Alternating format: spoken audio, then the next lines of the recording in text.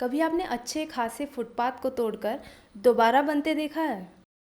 या एक गार्डन को बेहतर बनाने के लिए उसी गार्डन के अच्छे पेड़ों को कटते देखा है? तो जब म्यूनसिपालिटी के पास फंड्स होते हैं जिसको वो खर्चे में दिखाना चाहते हैं, तब वो ऐसे छोटे मोटे काम ढूंढ निकाल लेते हैं। लेकिन जब उनके पास बहुत ज़्यादा पैसा आता है, बहुत ज़्यादा फंड्स, इतना ज़्यादा कि वो खुद ही समझ नहीं पाते कि इसको क्या करें, तब वो किस तरह का काम करते होंगे। तो नासिक म्यूनसिपल कॉरपोरेशन को 2002 के कुंभ मेले के लिए बहुत सारा फंड्स मिला था। अब ये पैसे दिए गए थे गोदावरी नदी के सेहत और सौंदर्य को बढ़ाने के लिए, और सच में चाहते तो बहुत कुछ अच्छा किया भी जा सकता था। लेकिन आखिर में किया क्या? क्या करे क्या करे। आइडिया। क्यों ना हम नदी में सीमेंट डालकर भर दे। ये आइडिया पास भी हुआ और वही साल 17 के 17 कुंड कॉन्क्रेटाइज भी हुए। पूरी कहानी सुनते हैं नासिक में ही रहने वाले एक व्यक्ति से, जो पुजारी भी है, पिटिशनर भी है और एनवायरमेंटलिस्ट भी है। हमारा 7 जनरेशन अभी नासिक में बसा हुआ है। गोदावरी नदी के तट के ऊपर हम रहते हैं, यानी near by 150 years, more than 150 years हम लोग नासिक में स्थायी है। 1992 का कुंभ मेला जब था, तब मैं स्कूल के अंदर था। तो वो टाइम के पे गोदावरी रिवर बेड में कॉन्क्रीटाइजेशन हुआ नहीं था। गोदावरी रिवर वो फ्लोइंग रिवर थी, पोल्यूशन का विषय नहीं था वो टाइम के ऊपर। और गोदावरी नदी एकदम सुजलाम सुफलाम जो बोलते उस टाइप की नदी थी। त्र्यंबकेश्वर में ब्रह्मगिरी पर्वत से गोदावरी नदी बहना शुरू करती है। एकदम छोटी धारा बहती, एकदम छोटी धारा। धारा बहते बहते वो आती है त्र्यंबकेश्वर में। त्र्यंबकेश्वर में कुंड है, वो कुंड के माध्यम से वो आगे आती है और जिधर उसका बड़ा विराट स्वरूप धारण करती थी, जिधर विराट स्वरूप धारण करती थी, वो गोदावरी नदी का फ्लो 1956 में एडमिनिस्ट्रेशन ने ब्लॉक किया, उसको रिस्ट्रिक्ट किया और उधर गंगापुर डैम की निर्मित की।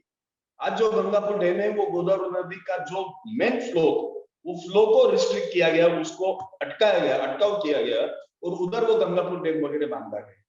इसके लिए अभी हुआ कैसा है कि गंगापुर डैम में से अगर पानी छोड़ा तो रिवर यानी गोदावरी रिवर, ये नदी पतले मोटे धारा में 17 कुंड से होकर और आगे तेलंगाना की तरफ बहकर चली जाती है। ये जो कुंड बांधे गए थे, ये कुंड महान व्यक्तियों ने सिर्फ होली स्ट्रेच में बांधे थे। उसके अंदर अहिल्या देवी होलकर रहो, गोपिकाबाई पेशवे, बाजीराव पेशवे प्रथम, ये महान व्यक्ति ने वो स्पेसिफिक स्ट्रेच के अंदर ही, जिसको होली स्ट्रेच बोला गया है, वो स्ट्रेच के अंदर ही बांधे गए थे। क्यों? क्योंकि वो जगह के अंदर बड़ी तादाद में जिंदे पानी के झरने, यानी आप उसको नेचुरल स्प्रिंग्स बोल सकते, वो एरिया में थे। यानी गोदावरी नदी सेल्फ फ्लोइंग रहे, वो कौन से डैम या दूसरी जगह के ऊपर वो डिपेंड न रहे, इसके लिए वो होली स्ट्रेच के अंदर ही वो 17 एंशिएंट कुंड महान व्यक्ति ने बांधे गए। नासिक का रामकुंड गोदावरी नदी और अरुणा नदी का संगम भी है। वो रामसेज किले पे से अरुणा रिवर का ओरिजिन है, उधर से वो रिवर आने की 8.5 किलोमीटर लॉन्ग वो रिवर थी। और रामकुंड का जो गौमुख है, वो गौमुख के अंदर आके अरुणा और गोदावरी नदी का संगम होने का, वो संगम उधर होता है, इसलिए रामकुंड के उधर सिंहेश्वर कुंभ मेला भरता है। लेकिन आज खेत के साथ कहना पड़ रहा है आपको, क्या अरुणा नदी जो 8.5 किलोमीटर लॉन्ग जो अरुणा रिवर थी, उसके ऊपर एनक्रोचमेंट हो चुका है, उसके ऊपर बिल्डिंग्स हो चुके हैं, उसके ऊपर रास्ते हो चुके हैं, उसके ऊपर स्लोप बनाया गया है और पूरी नदी खत्म कर दी गई है।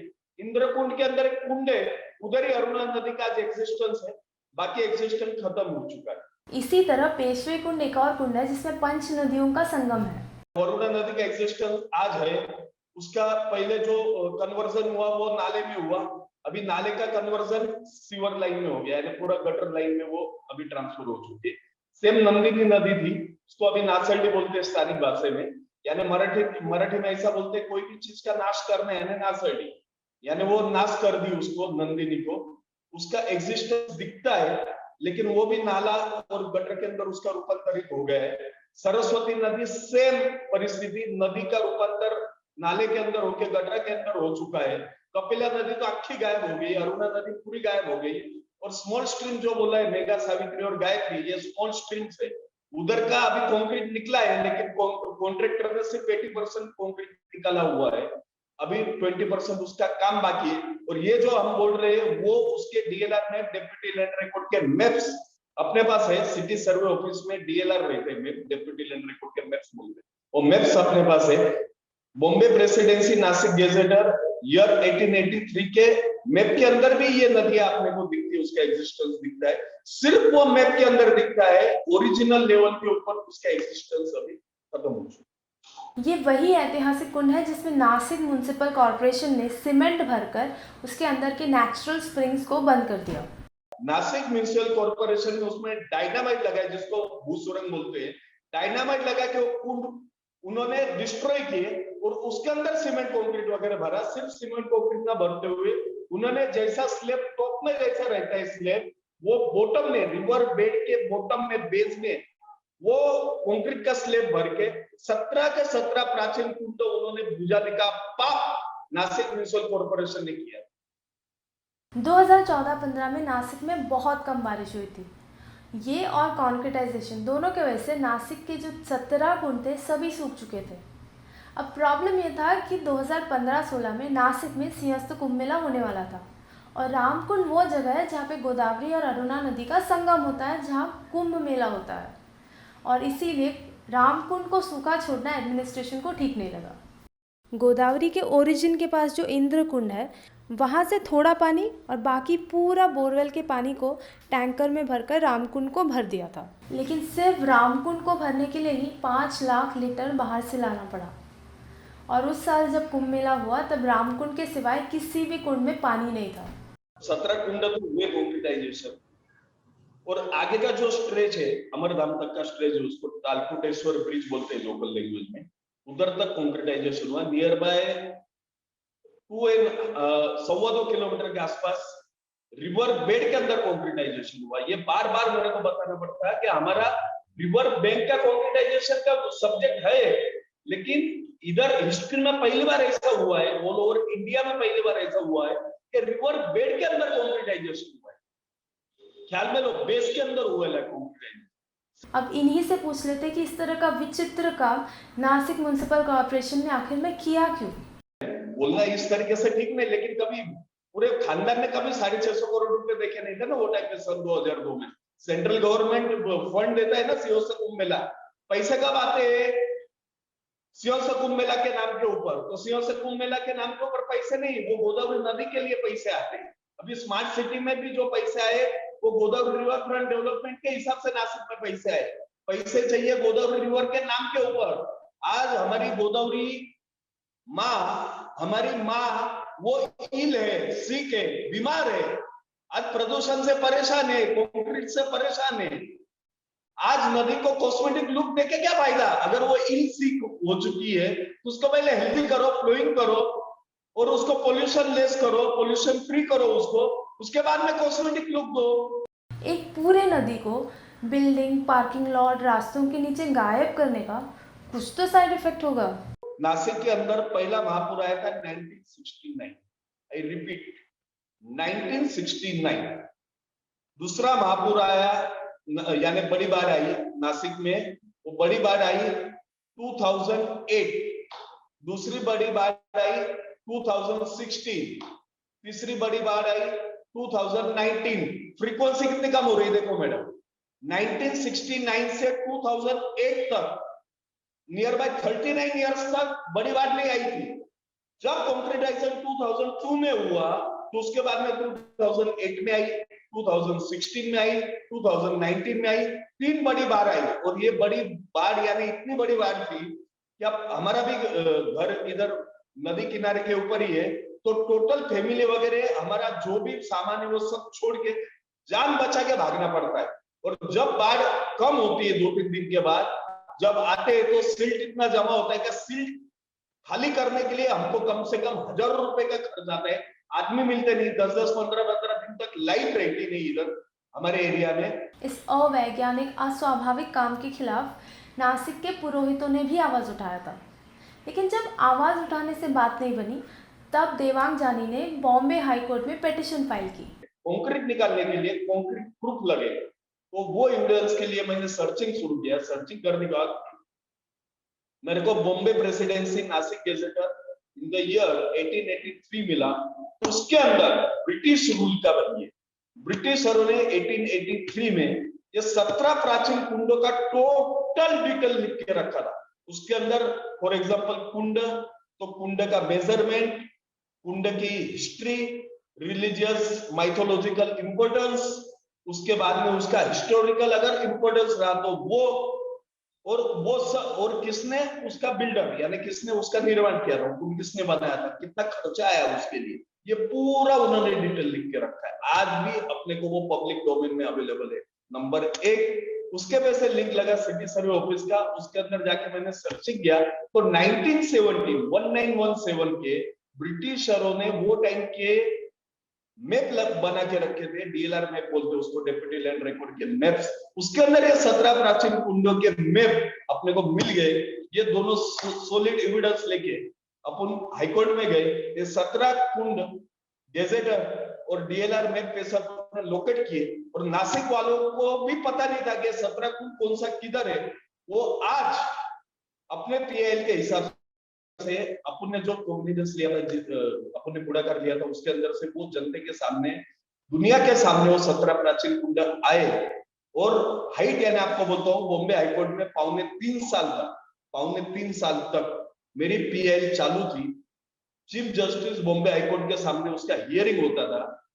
उसके अंदर सिर्फ बीपी वकील पत्र दाखिल करने के सिवा नासिक म्युनिसिपल कॉर्पोरेशन ने कुछ किया नहीं। उसके अंदर रिप्लाई फाइल हुआ नहीं, कॉर्पोरेशन की तरफ से आया नहीं, ना एफिडेविट फाइल हुआ। आखिरकार एक्स पार्टी ऑर्डर कैसे रहते, बेसिक एक्स पार्टी ऑर्डर अपने पीएल में पास हो। लेकिन उसके बाद में फॉलोअप शुरू किया। हाईकोर्ट जस्टिस चीफ जस्टिस ने बोला था कि एनएमसी कमिश्नर के सामने आप रिप्रेजेंटेशन दो, उसके ऊपर 2 मंथ्स के अंदर वो लोग एक्शन लेंगे और आगे की कार्रवाई करेंगे, अप्रोप्रिएट एक्शन लेंगे। लेकिन एक्स एनएमसी कमिश्नर ने कुछ किया नहीं। उसके बाद में दूसरे कमिश्नर आए, दूसरे कमिश्नर को बताया गया तो कमिश्नर ने एक अच्छी बात की, एक्स कमिश्नर ने, क्या उन्होंने बजटरी प्रोविजन की। उसके बाद में वो प्रोजेक्ट, फंड का प्रॉब्लम था नासिक म्युनिसिपल कॉर्पोरेशन को, तो प्रोजेक्ट पूरा उठा गया। Nashik municipal smart city development corporation जो है उसके पास वो हैंड ओवर कर दिया गया। उसके बाद में आरएफपी रहती है, रिक्वेस्ट फॉर प्रपोजल रहता है, नासिक के सीईओ आरएफपी तैयार है। उसके बाद में टेंडर इश्यू हुआ, टेंडर पास हो गया। बीओक्यूज रहते, बिलो क्वांटिटीज रहती, वो पास हो गया। वो पास होने के बाद वर्क ऑर्डर दी गई। वर्क ऑर्डर होके 19 दिसंबर 2019 को डिकॉन्क्रीटाइजेशन का काम गांधी तालाब करके एरिया है नासिक, गोदावरी के तट के ऊपर, उधर से काम शुरू हुआ। हमारे हाथ से भूमि पूजन किया गया। वही दिन सेम डे काम कुछ लोगों ने बंद किया। उसको हम गोदा द्रोही बोलते हैं। ये गोदा का द्रोह करने वाले लोग, यानी उसके में से कुछ लोग पब्लिक रिप्रेजेंटेटिव है यानी कॉर्पोरेटर है, उन्होंने वो काम बंद कराया। उसके बाद में फॉलोअप चालू था मेरा, लेकिन कुछ हो नहीं रहा था। अप्रैल में मैंने वापस कंटेम्प्ट का नोटिस भेजा कॉर्पोरेशन को। कंटेम्प्ट का नोटिस भेजने के बाद उन्होंने डायलॉग के लिए बुलाया। डायलॉग के अंदर ऐसा तय हुआ कि 1 कुंड का कंक्रीट निकालेंगे, 2 कुंड का कंक्रीट निकालेंगे, बोला नहीं पूरा निकालो। लेकिन आखिर में नेगोशिएशन होके 5 कुंड का डिकॉन्क्रीटाइजेशन होने का फाइनल किया, और 10 जून 2020 को डिकॉन्क्रीटाइजेशन का काम शुरू हुआ। आज अनामिका कुंड, दशाश्वमेध कुंड, रामगया कुंड, पेशवे कुंड और खंडोबा कुंड में डीकॉन्क्रीटाइजेशन का काम चालू है। 2 कुंड 98% हो गए। बाकी के जो 3 कुंड है उधर का मेरे हिसाब से, यानी मैंने जो ऑब्जर्वेशन किया है या मैंने जो उधर विजिट की है उसके हिसाब से 70 से 80% काम हुआ है। लेकिन जो 5 कुंडों में से 3 कुंड का फुल फ्लेज कंक्रीट निकाला गया है, उधर नेचुरल स्प्रिंग्स आने के चालू हो गए, जिंदा पानी के झरने आने के चालू हो गए। यानी 19 साल पहले सन 2002 में नासिक म्युनिसिपल कॉर्पोरेशन ने जो कुंड बुझाए गए थे सीमेंट कंक्रीट से, वो डिकॉन्क्रीटाइजेशन के बाद उधर के जिंदे पानी के झरने अभी प्रकट हो गए। उसको जो अपन गोदावरी का तीर्थ ही बोलेंगे, गोदा तीर्थ ही बोलेंगे, तो वो प्रकट होके अभी वो एरिया के अंदर आपको ड्राइनेस नहीं मिलेगी। जब फेज़ 1 का काम ख़त्म हो जाएगा, 5 कुंड जब डीकॉन्क्रीटाइज हो जाएंगे, तब फेज़ 2 का काम शुरू करने के लिए शायद से फिर से लड़ना पड़े, लेकिन इस बार लड़ाई आपको भी लड़नी पड़ेगी। अगर आप नासिक के निवासी हो तो एकजुट होकर नासिक म्युनिसिपल कॉरपोरेशन को आदेश दीजिए कि वो अपना काम करे। सब रेडी है, सब फॉर्मेलिटीज कंप्लीट है, टेक्निकल चीजें हो चुकी है, लीगल फॉर्मेलिटीज कंप्लीट हो गई है, टेक्निकल फॉर्मेलिटीज कंप्लीट हो गई, तो आगे का कॉन्फ्लिक्ट निकल क्यों नहीं रहा? आगे का कॉन्फ्लिक्ट निकल, ये लोगों ने अभी पूछना चाहिए, मैंने तो अभी शुरुआत कर दी है।